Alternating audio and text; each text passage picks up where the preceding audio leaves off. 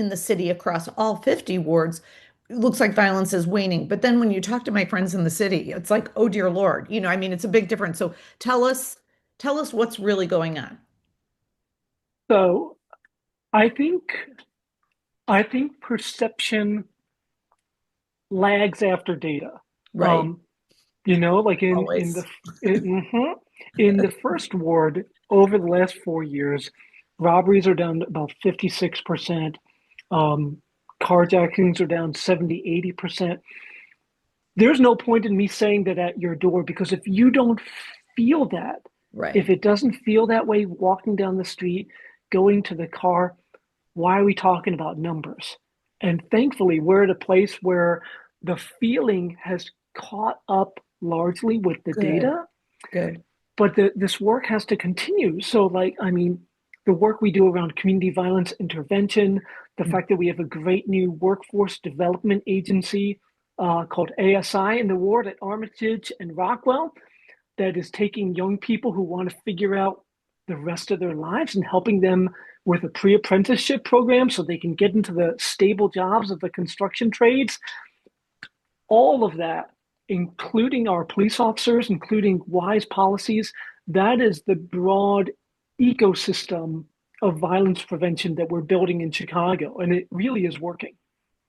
Outstanding. When, those are the things, right? Is that perception thing is a big deal. And I do see change even in perception. I see the data all the time on the city. We had the mayor here several weeks ago to talk about that, how do we get people to realize that, wow, you are at least 50% safer in across most metrics and things are going better. And so I'm thrilled to hear in the first ward, people are starting to feel it. So that's great.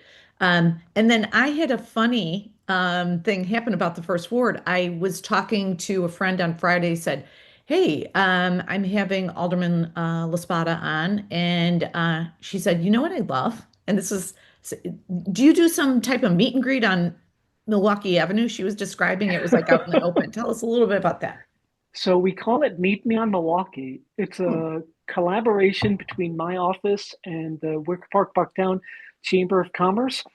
We did this for a 3 day cycle last year. We're bringing it back.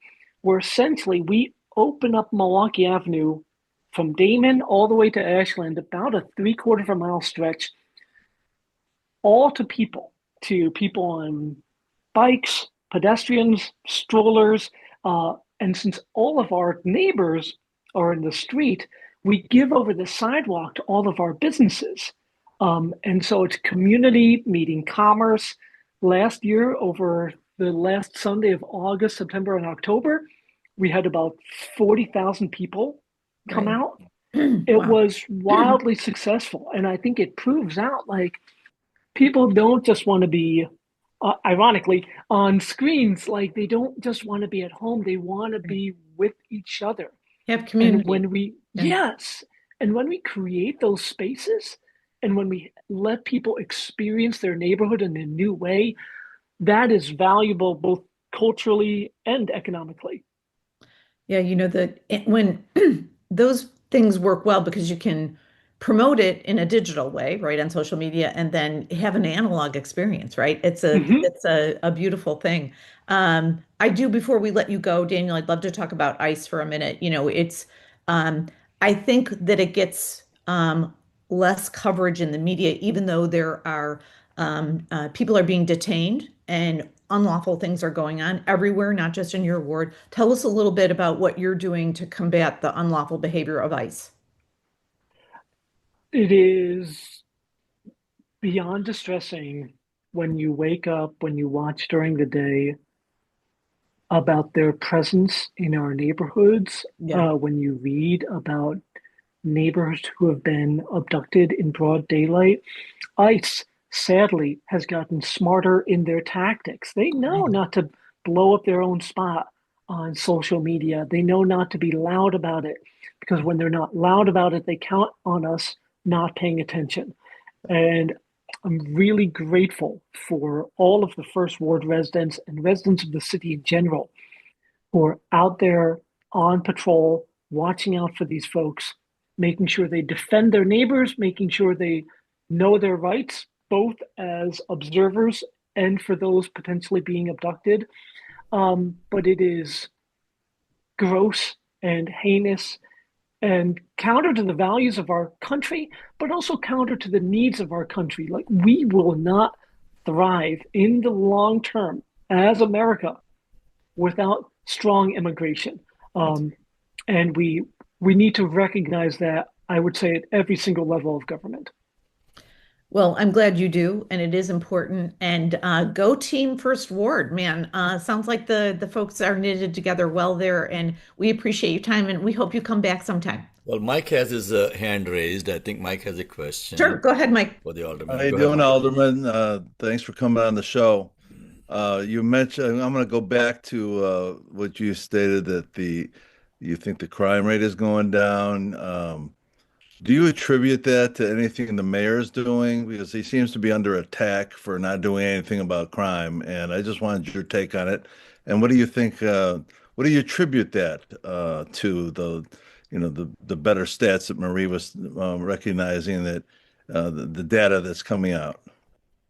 So it's one thing to look at national trends, but when we see crime rates in Chicago that are the lowest in decades, you have to Right. attribute that to doing something new, which is just what we've done in Chicago. We have not just made 1 year investments in community violence intervention and youth jobs and economic opportunities.